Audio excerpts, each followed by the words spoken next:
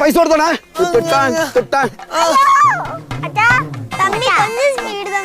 തമ്പിയാ നിന്റെ തമ്പിയാണോ അത്?